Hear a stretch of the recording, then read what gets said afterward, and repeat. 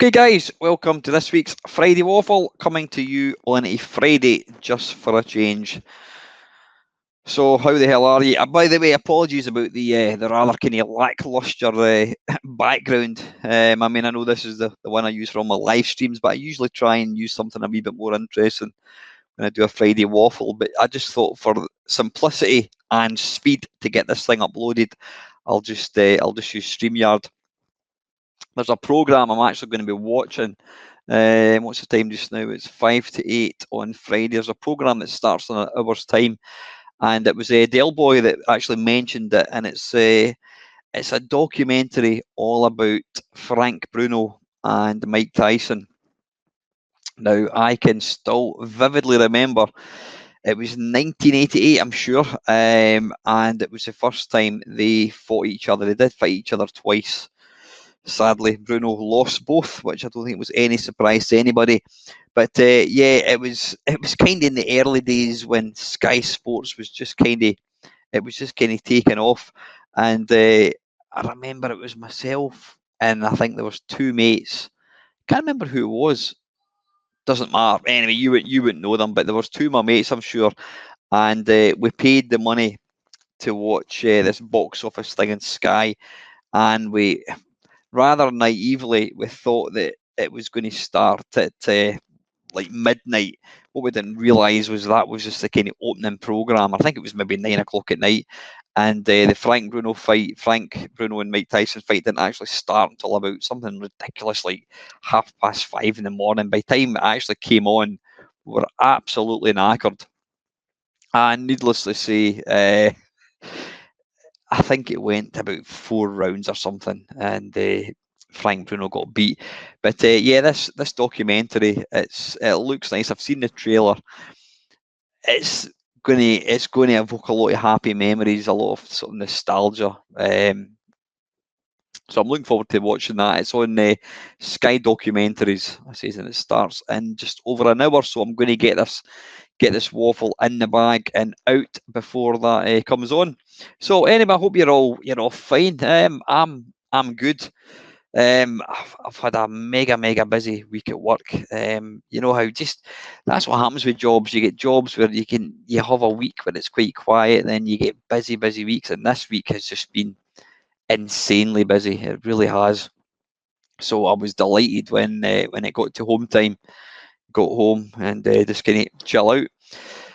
So yeah, what have I been doing? Well, you've probably seen. Hopefully, you've watched my video, a little arcade video that I put together a couple of days ago. Now, I made a. Was it two waffles ago? I think it was. I was commenting on. Despite owning two I own a bar top and I own another MAME cab. There's something special about a proper cabinet, one that was actually built for that reason or for that purpose.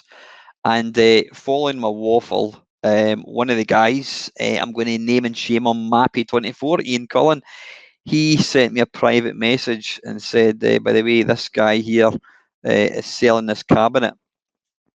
And I had a look and I'm like, oh, and to be fair, what I paid for it, I think is quite a good price. I mean, the great thing with things like that, retro gaming stuff at the moment seems to be going through a real high, which is bad for buyers, but good for sellers. Things seem to be going for a lot of money. So, at the end of the day, I mean, I got this for a good price, and I think I could probably sell it for a lot more in the future, but I don't buy things to sell them. But anyway, I contacted the guy and we agreed to buy it, and he came out last what day was it? Last Saturday with it. And whilst I'm not a massive fan of Double Dragon, so I've not really played it that much, I am looking forward to getting. It's one of these. It's called a Pandora. You've probably seen it before. It's a kind of multi-board. Now, it's a budget multi-board. I mean, from what I gather, some of the games may have a wee bit glitching going on. They may not run perfectly, but you know what, for what I paid for this thing to have multiple games, I'm looking forward to getting stuck into it. What I probably will do though is you can get a thing. I mean, it's a JAMA cabinet. So basically, you can just plug a board in. There's a thing called a JAMA 2 Pi or something, I think it is, and basically that allows you to plug a Raspberry Pi in, and it will basically mean that I'll have every game. And the wonderful thing is, you're getting to use it on a proper CRT monitor, which makes all the difference. That is the big difference to me, I think. You know, with this cab over my homemade ones. My homemade ones have got cracking. They've got really good. Sorry, I need to move that away. It's a bit too kind of crackly. My homemade ones have got really good buttons. They've got really good joysticks. But the big thing is they use LCD screens, whereas this one has got a proper CRT. So yeah, I'm looking forward to getting, you know, a multiple kind of multi-board put in it or a Raspberry Pi, so I can really kind of get stuck into it. But yeah, I've not got really much else to talk about. So what I'm going to do is I've got quite a few questions because last week I recorded. I'm just going to make that bigger so I can actually see it. Last week I did the joint waffle with Panther UK and Lacosa. And because we recorded it a couple of days early, there was questions that popped up in the waffle, which obviously didn't get included in the waffle. So I'm going to address these tonight. So kicking off, you oldie gamer Steve. Number one, did you ever buy a game, but although you really liked it, you just couldn't get into it at all? Did I ever buy a game that I really liked but just couldn't get into it at all? Well, that's pretty much describing the majority of games that I used to buy. I was terrible for buying a game and then I would play it once and I would never go back to it. I mean, I'm trying to think. There's probably, hang on a wee second, there's probably loads and loads and loads and loads. I'm just trying to think. I mean, one game that I bought and it was meant to be, people were touting it as the best, one of the best ever video games was, what's it called? It was the latest Zelda game for the Switch. Call of the Wild or something, I think it was called. Yeah, bought that, quite excited about getting it because quite a few people, including my mate Tony Temple. Now, Tony is obviously Missile Command World Champion. He's arcade blogger. He is, you know, if there's anyone more into arcade games than me, it's probably Tony. And he absolutely raved about it. He said, you know, he thought it was absolutely fantastic. So I bought this game, and I don't know. The thing is, me with games that require crafting, I can't be arsed with games like that. I mean, there was a game, what was it, Fallout 4? I wanted to play that, but I can't be arsed with games where you've got to kind of craft weapons and that kind of stuff. I just want to buy a weapon and it works. I can't be arsed with this bollocks about collecting, you know, raw materials and all that kind of stuff. And unfortunately, that Zelda game, that was one of them as well. But yeah, there must be loads. I'm trying to think of any other games that I bought and I just really never played it. But like I say, there's quite a few games. I mean, I suppose, and I'm only going to mention this once, Elite Dangerous. I bought that and I've literally scratched the surface. But then, like I say, there's tons and tons of games that I've bought and I've just never played, you know. But yeah, probably that Call of the Wild one on the Switch. And number two from you, older gamer Steve, what computer or piece of hardware has given you the most headaches and hassle ever? Well, that's a good question. What has given me the most headaches and hassle? I mean,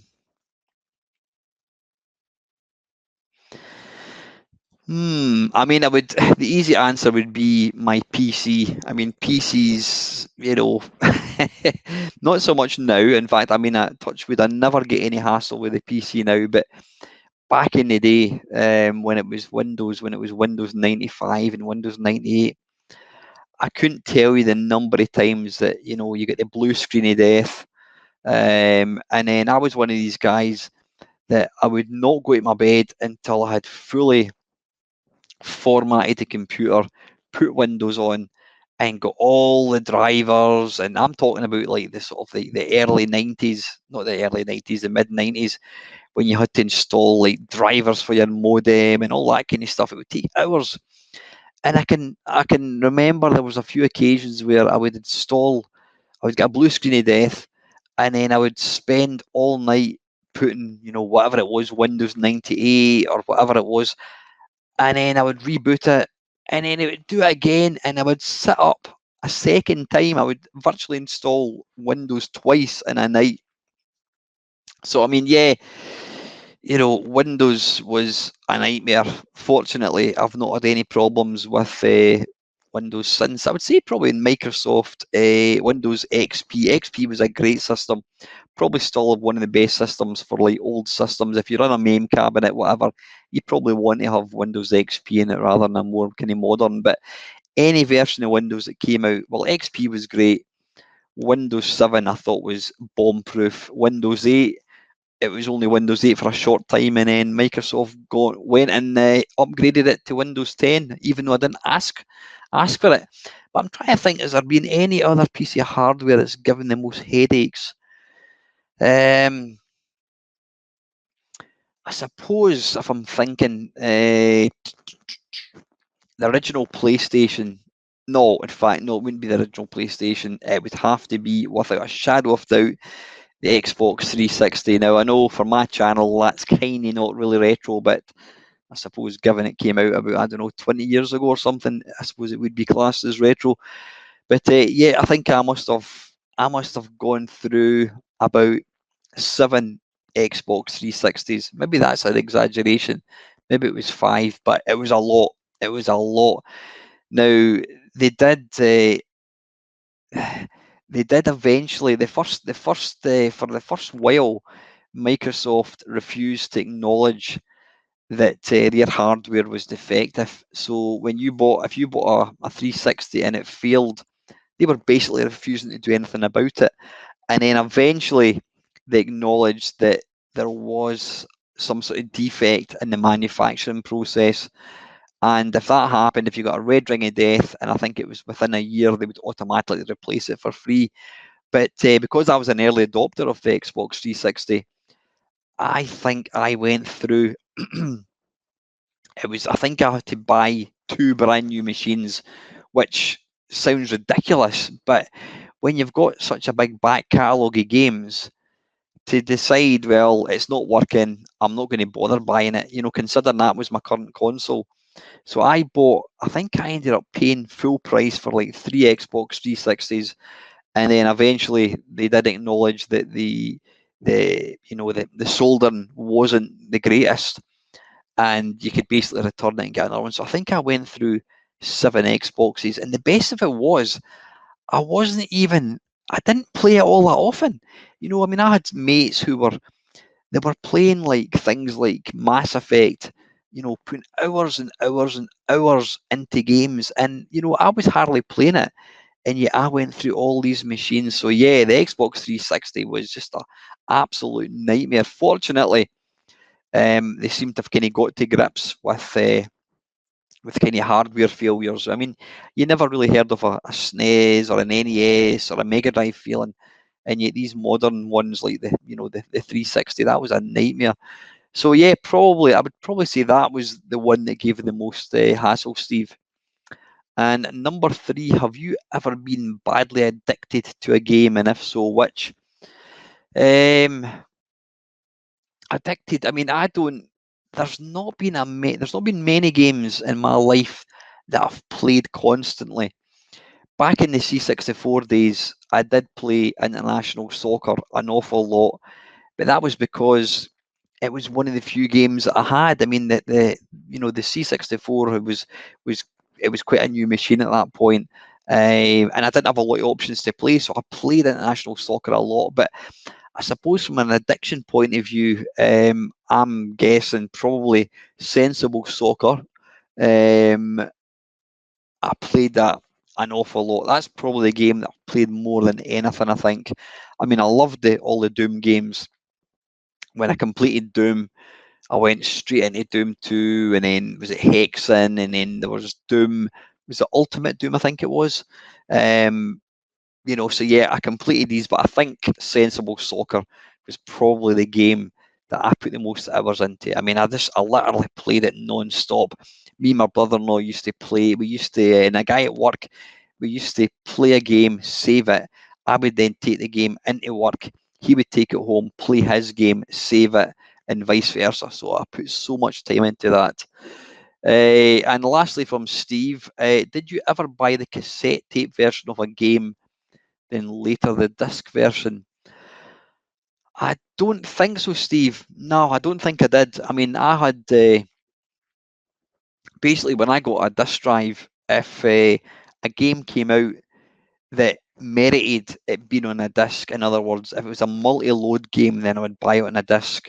I would generally refer to, to the Zap 64 to see what they're saying. I mean, there was loads of games to the C64 that were just like single load, so I wouldn't normally buy. In fact, I don't think I would ever buy the disc version. I was quite happy with the tape one, because the tape one was generally about £4 or £5 cheaper, which might not sound like a lot of money, but back in 1985, 1986, £5 was quite a lot of money. So I don't think, like I said, if there was a game that I wanted and it was on disc and it was a multi-load game, like, I don't know, Racing Destruction Set, what else? All the summer games, all the Epix games, winter games, world games, summer games too, all these games I always bought on disc. Saying that, there was one game that I bought which was a single load and I had it on disc. I don't know why I bought it on disc.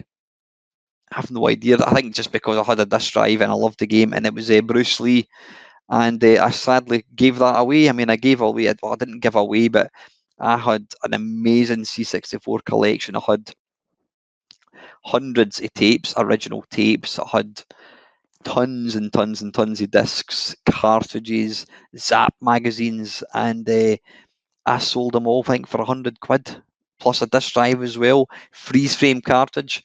So yeah, I think Bruce Lee was definitely a disc game, but I don't recall ever buying a tape game and then getting the disc one. Like I says, if it was worthy of being on a disc, I would have bought it on a disc. Anyway, listen, thank you, Steve, for your questions. Down the rabbit hole, at Christmas time, my nephew had an experience a lot of us gamers remember. He loves Sonic the Hedgehog and invited one of his visiting family members to come around and play Sonic with him. What he got for a reply was, no, let's go outside and play a real game instead. It made me sad to hear, even in these modern days, a lot of people still have low opinion of video games. My nephew was even told they were a waste of time. If I had been there, I would have spoken up. But what would you have said if you heard these comments to a young, enthusiastic gamer kid? Yeah, I totally agree with you, Kev. I mean, well, video games in the early days were regarded as geeks. They were regarded as children's. It was a child's pastime, and that's why I would never really admit to being a video gamer. But I've absolutely got no embarrassment at all. I know I did mention to the contrary about this before, but I talk openly. I mean, I was talking to somebody at work a couple of days ago about I'm a big gamer. I've told them I've got a YouTube channel. I mean, what defines a game? A game is an activity where you're partaking in something for fun. Now, it may be, a competitiveness. Well, I suppose most games are competitive. Does a game have to be physical? If that's the case, then is Snakes and Ladders, is that a game? Is chess a game? Is dominoes a game? I don't know. I think they are classed as games. So, a game doesn't have to be running about outside or whatever it is. So, yeah, I mean, people to say a video game is not a game is just quite frankly ludicrous. And I mean, it kind of always gets me when people, there are people who still look down their nose at people who play video games. They think that we're children. It's a child's interest, a children's hobby. I don't see. I mean, and that same person will sit and they'll watch EastEnders on TV and whatever it is. They'll watch box sets. Now, I don't see the difference. Well, I do see a difference. Excuse me. A video game is you're taking part in it. You're influencing what's actually happening on screen. TV programs, it's a passive thing. You're just watching it. You don't actually take part in it at all. And, so people that look down their nose at video gamers or, like I say, you tend to find people like that are ones who'll sit and watch crap in TV, whatever it is, Ant and Deck, Saturday Night Takeaway, the National Lottery, all that bollocks. I would much, much rather sit and play a video game than sit and watch a film. And that's why I don't watch many films, because I've got such a kind of low attention span, and that probably extends to video games as well, which is why I'll buy a game and then not play it. Yeah, I mean, I've seen me putting a film on, and I'll start watching it, and I'll think this is shit, and I'll just put it off. I don't want to waste my time. I would much rather go up and play a video game than sit and watch a film I'm not going to enjoy.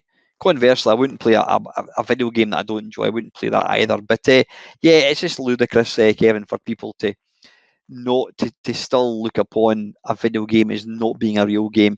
I think we're maybe being a wee bit unfair to said relative. You'll probably find that when they're saying a real game, they mean they want to take part in a game that involves running about or going on their bikes or climbing a tree or something. But a video game is as much a game as anything else. You know what I mean? And second question from Kev, because Kev did post one last week and then he posted one from the week before. Does your Vectrex still buzz, and have you ever considered getting one of those kits to make it stop buzzing? It does, Kevin, and well, it'll be yes and no.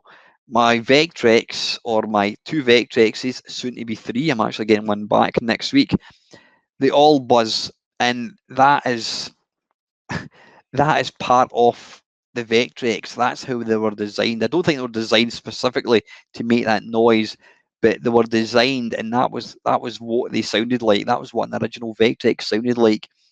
It doesn't bother me. What I've actually done, I've put sellotape over it, just a little bit sellotape over the speaker, and that does, it takes away, I don't know, I'm not going to say a percentage, say 50%. It takes away about 50% of the buzzing sound. Now, like you said, you can get these little kits, and I've watched a few videos and read a few comments with people that have bought them, and they've said it's like night and day. Playing a Vectrex with crystal clear sound is really nice, and I kind of get that. I do kind of get it, but if it was something that was really easy to do, something you just plugged in, then I would possibly get it done, or buy it, or pay for it, whatever. But I believe it's one of these things that requires soldering or whatever it is, and right away that is me out. I've got no hope in hell of doing it. But the buzzing, like I says, that's part of the sort of the characteristics of the whole thing. It's part of the appeal of the Vectrex. It's an old system, and it's the same with I've kind of thought about, you get these lights that you can overlay on the screen, and it kind of puts a kind of matrixy kind of grid across it. And I've thought about getting it, then I've never actually gone ahead and ordered it. And I kind of think to myself, I don't really want to like improve or upgrade the Vectrex. I just want to play it the way it was designed. Whether that's with the little inlay across it, whatever. But nah, to me, like I says, that's what makes it makes the Vectrex. It makes it quite quirky. The buzzing sound, all that kind of stuff. That is what makes a Vectrex. So, like I says, unless somebody came out with a really easy fix, you plug something in, then possibly. But no, until that happens, Kev, I'm quite happy just to stick to the traditional Vectrex, buzzing and all. Secondly, now that a lot of disk-based machines like the PS1 are getting so old, should we be worried that disc rot will set in? So I wonder if you have any games you will lose entirely if that happens, or is everything you can play in an emulator?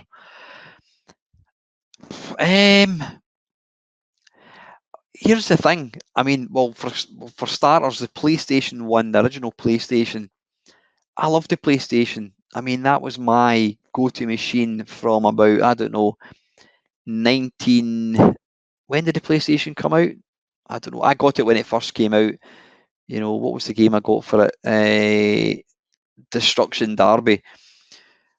That was my go-to machine for about, I don't know, 3-4 years possibly, and I loved it to bits.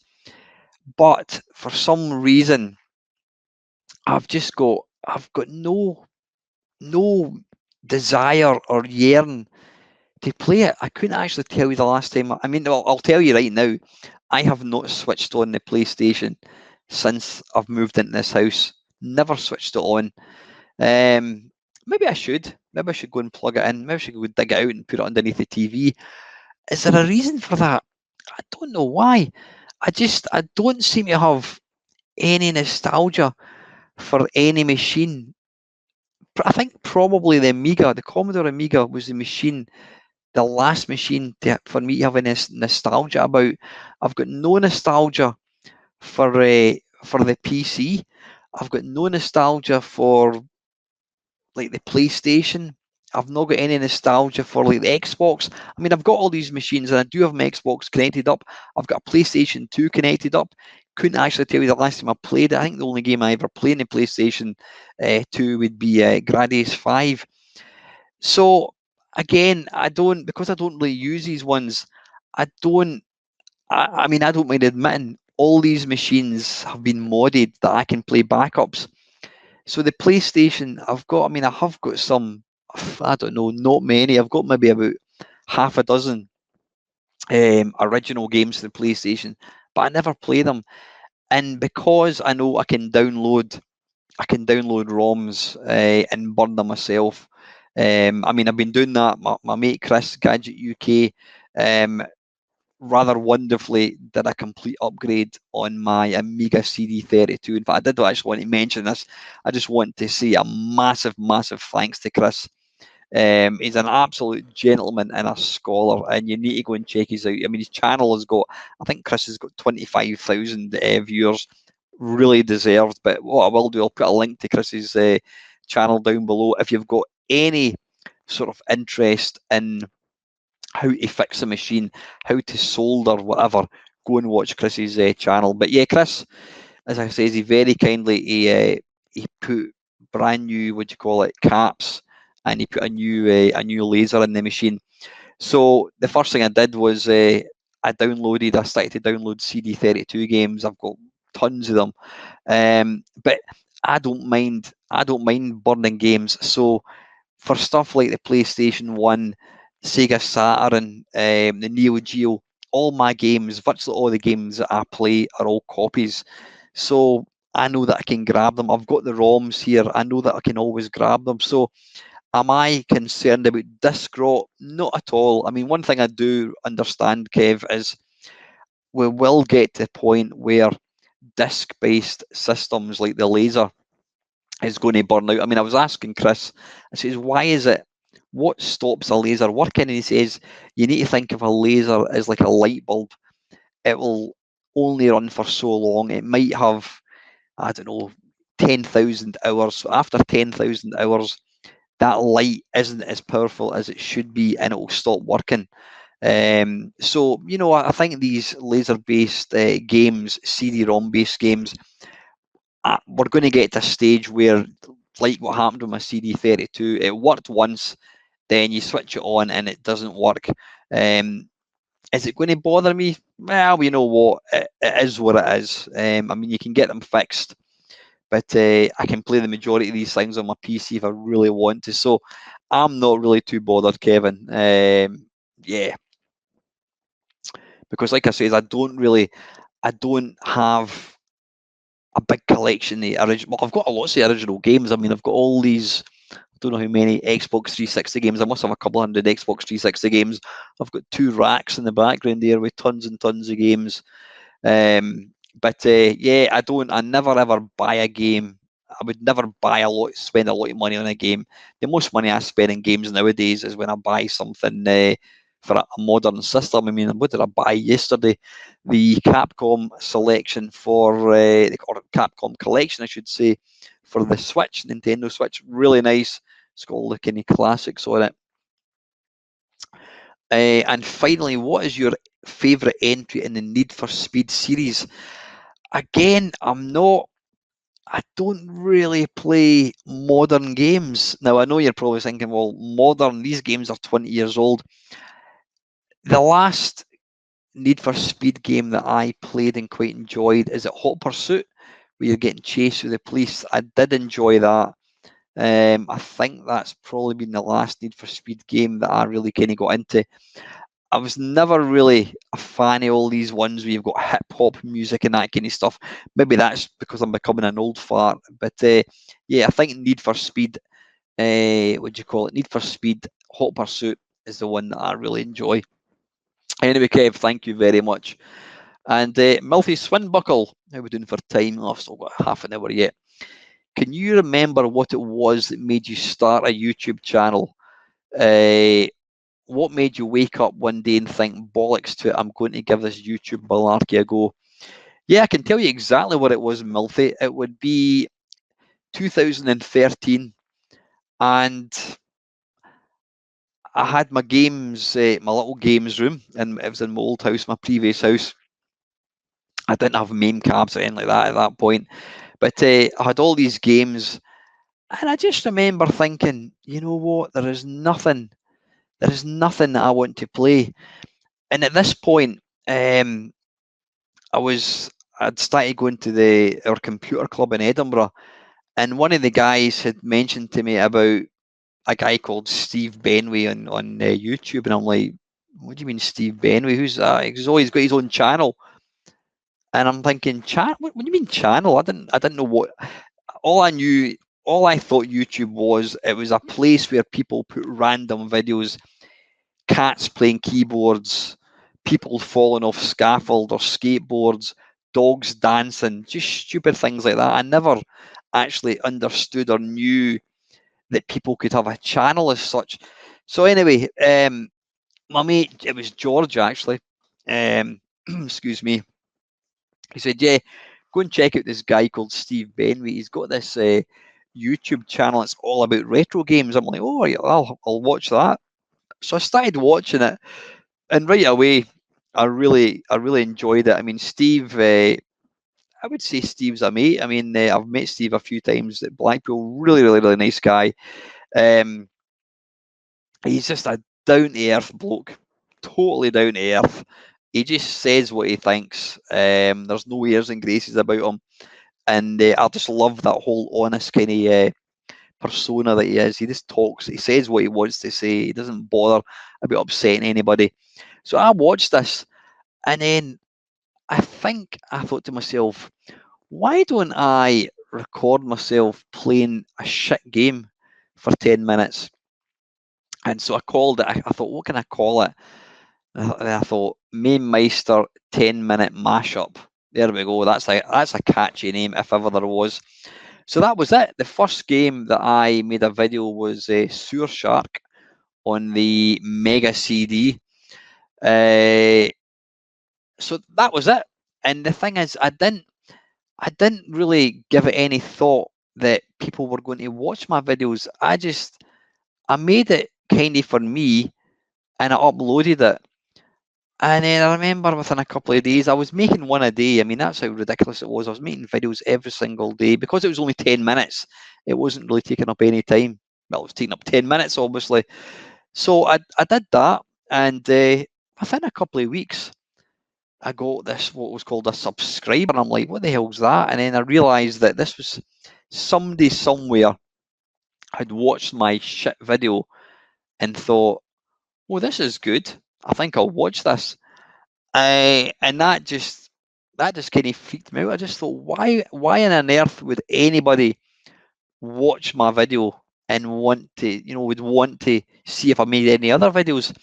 So I started making, I was doing one of these every day, and then before long, I think I was up to about five subscribers. And now, looking at it now, it seems ridiculous. 5 subscribers, that's nothing. But when you start from nothing, when you put a channel out there and you have got nobody watching it, you don't suddenly become thousands of subscribers. You've got nobody watching it. And then when it ticks over from like being 0 to like 3 people watching your channel, it's quite uplifting. It does give you a bit of a buzz. Anybody that's got their own channel, and I mean, I'm sure like Kev down the rabbit hole, he'll completely understand that. I mean, I was going for about a year, and I think Kevin started watching my channel, and then he mentioned that he was doing his own channel. I gave Kevin a few shout outs, and we all helped each other. And Kevin's now I don't know what, Kevin, you're up to now. You're up to about almost 2,000 subscribers. You might be over that actually now. But yeah, that it, getting your first 10 subscribers is a very, very landmark. It's an amazing feel. I mean, my mate Chris Gadget UK, well, yep, he is a mate, but sorry, Panther UK. Chris, he's only been going about 6 months, and he's up to about 300 subscribers. He's jumped up very, very quickly. So he maybe doesn't really have that excitement that I felt going from like 0 to like 5 and then 10. It's an amazing feeling. It's an amazing feeling. Anyway, getting back to kind of topic, I suddenly realised that I had a following. Any video that I put up, 3 or 4 people would watch it, and yeah, that was it. I was kind of hooked. Though saying that, I mean, I almost the YouTube channel almost died as quickly as it became something. After a couple of weeks, I was putting these videos out, and I realised that nobody was watching them. I thought, I put out a video, and I think I had like two views, and I thought, why am I wasting my time? What am I actually doing here? Why am I making a video and taking the time and effort to upload it onto this thing for nobody to watch it? I thought that's just ridiculous. So that was it. I decided to knock the whole channel in the head. And then Brian, he's been the longest standing what do you call it, subscriber I've got. I've met Brian before. I've met him and his girlfriend in Edinburgh about maybe 4 or 5 years ago. Brian actually messaged me and he says, please don't give up your YouTube channel. I enjoy watching it. And somebody telling you that is just a bit of a, what? Really? Are you having a laugh? So I kept it going. And I says, that was 2013, and here I am, 2021, still going. Yeah, so anyway, second part also, when you first started off, can you remember how confident you were as, say, a percentage of your channel becoming popular? No, I don't think there is any channel, any YouTuber out there, especially somebody who's like old like me and he's got a very niche hobby, classic video games. Anyone that says that they were confident about getting a following would be telling lies. Everyone that I know, when you start up YouTube, you think, oh, if I can get 100 subscribers, that'd be great. Oh, maybe get 200 subscribers, and then I get 500 maybe, and then 1,000. You know what I mean? So, yeah, how confident was I that I was going to get a following? None at all. Absolutely none at all. As a secondary question, has your channel blown away your original realistic expectations of what it could reach in popularity? As an example, I'm guessing that when you first started off, you would never have dreamt you'd be having an hour-long chinwag with the presenter of Games Master. No, absolutely not. I mean, how do you rate success for YouTube? Is it the amount of money you make? If that's the case, then my channel is a massive unsuccess. Is it the number of subscribers? Now, I'm not going to say I've only got 3,500 subscribers or whatever it is, 3,400 or something. To me, that is phenomenal. You put You put 3,400 people into a room and get up on stage and talk to these people. Now, as I've said loads of times, you look at any channel, doesn't matter how many subscribers that channel has, whether it's 100, whether it's 20 million, you look at the views that they get, you generally find people get about 20% of their subscriber base actually watches it. So if you've got 1,000 subscribers, you'll find you'll get about, I don't know, 200 views, something like that. Now I've got, I think it's 3,400, something there or thereabouts subscribers, and the number of views I get for a video, it generally, on average, about 250, 300. So it's kind of well, it's slightly less than 20%. So in other words, 90% of your subscriber base will never watch your videos. People subscribe. I've subscribed to channels and I've never watched a single video. But yeah, as far as, did I ever believe that one day I'd be talking to Dominic Diamond? Never. Absolutely never. I mean, I've been blessed when I think of the people that I've interviewed. I mean, Gary Liddon, I know Gary pretty well. I mean, he's a mate. I've met him loads of times. I knew Gary before YouTube, but people like Jim Bagley, people like Kevin Toms, aka Football Manager, people like Sean Southern, Andrew Morris. I mean, these two guys wrote one of the best home computer games ever. The series of Lotus Turbo Challenge, Kickstart, for God's sake. These were games that I played as a kid. And Sean and Andrew are both in my Facebook. They'll talk to me in Facebook. I mean, I'd like to think I could kind of regard these guys as mates. I'm sure if I ever go down to Arcade Club again and these guys are going to be kicking about, I'm absolutely going to invite them. And, to think when I was playing Kickstart that one day I would be friends with these people. Dave Perry, Games Animal from Games Master, Dominic Diamond, just mental, absolutely mental. So, yeah, did I ever dream that my channel would be as popular as it was? Not at all. I mean, I feel really, really privileged that I've got this forum, or platform, I should say, where I can attract people who've been sort of part of my childhood. Talking to people like Richard Broadhurst, who makes amazing video games for the BBC. He's a god in BBC terms, and I look upon him as a mate. It's great. And then when I think like of all the people that watch my channel, I've got a great bunch of people who watch my channel regularly, and I regard a lot of these people as friends, proper friends. So that is awesome. So do I regard my channel as being successful? Absolutely. Not from a money point of view, not from a subscriber point of view, but successful as in it's I wouldn't say it's changed my life, but it's given me a new perspective. In the last couple of years, and especially the last 12 months with COVID, etc., it's been a bit of a lifeline for me, and I'm sure it's been a bit of a lifeline for other people as well.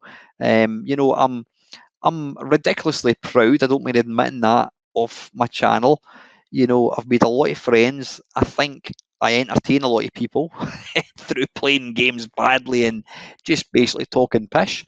The number of people I've attracted into the wee community, I just think it's awesome. I mean, a Sunday night, I start up, I put the little intro on, and I'll just kind of be sitting in the background, and I'll see all these people coming in and chatting, and I'll think, that's my people. I've kind of made this, and so yeah, I am really, really proud of my channel. I mean, I'm not going to bullshit you and say I'm not. I am. Why would I not be proud of it? I think it's been a fantastic thing for not just me, but for other people as well. So anyway, Malthy, thank you very much.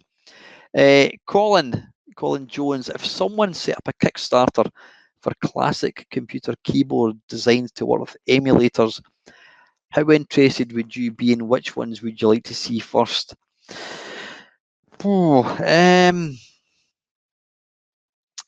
Honest answer, Colin, and it's not going to be a very exciting answer. Honest answer is I wouldn't be interested, I don't think, because I was never really, I mean, being a C64 man, I was all about joystick. And yeah, you had to press the occasional run stop button, you had to press an F key, but I can do that with that keyboard there. I can use my joystick for playing games. The Amiga, Commodore Amiga,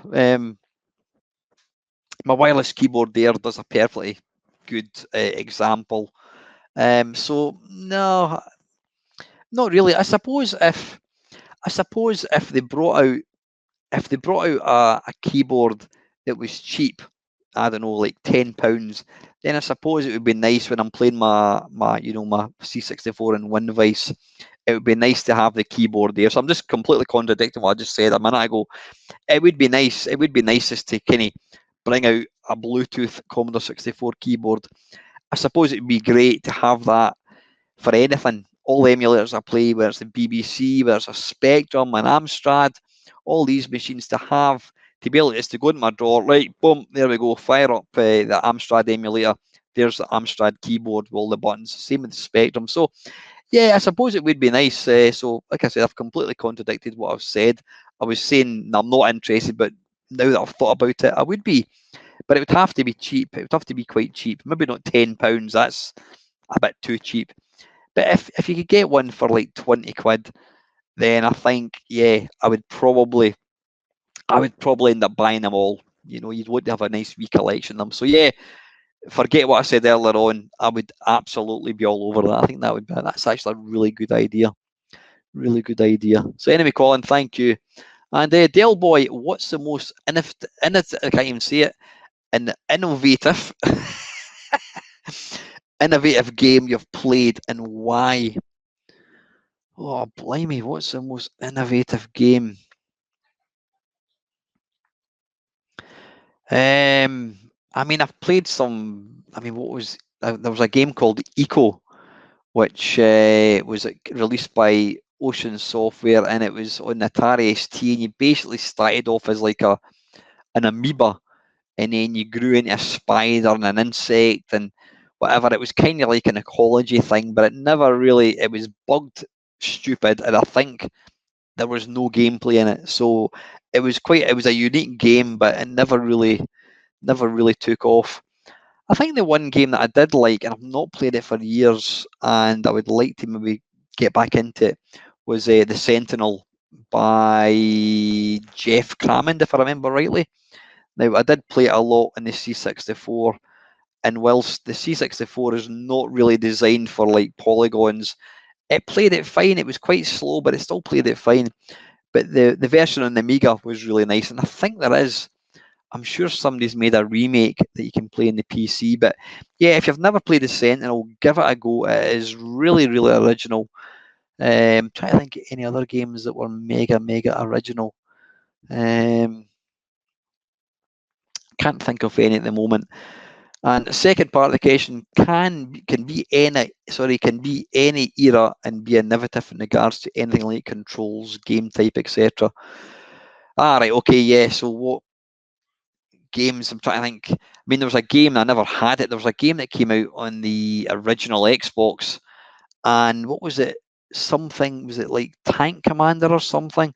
And you basically had this huge, big, massive controls, and it was like for some kind of tank thing. Apparently, the controls, I think they sell. I saw somebody, or not somebody, CEX were selling the controls, and it was something like £200.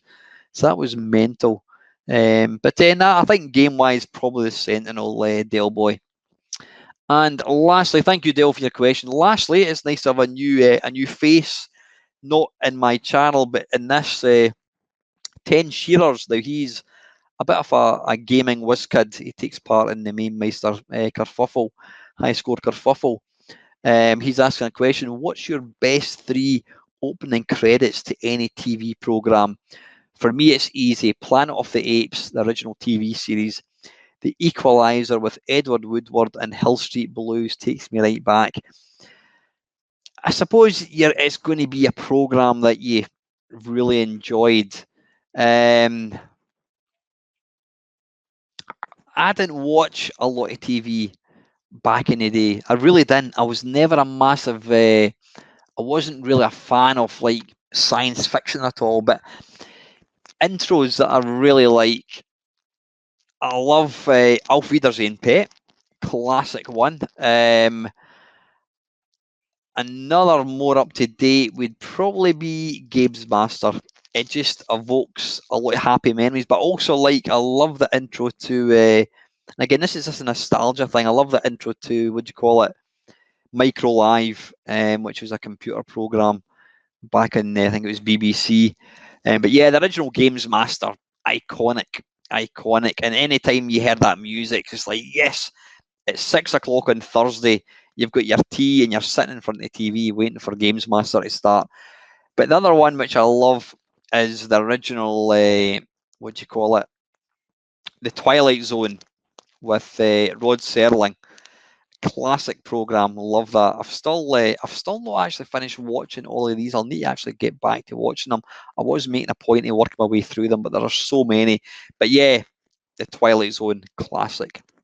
So many good ones. I mean, even stuff like I never watched. I mean, Starsky and Hutch and the A-Team. Yeah, Monkey. Who can forget Monkey? Monkey. Not that monkey, the other monkey. Yeah, some classics. Anyway, guys, listen. It's 8:45. I want to go and see if I can find this Bruno versus Tyson. So, listen. The Sunday live stream is going to be a Bitmap Brothers Amiga special. I think it's going to be the Amiga. I think it probably will be.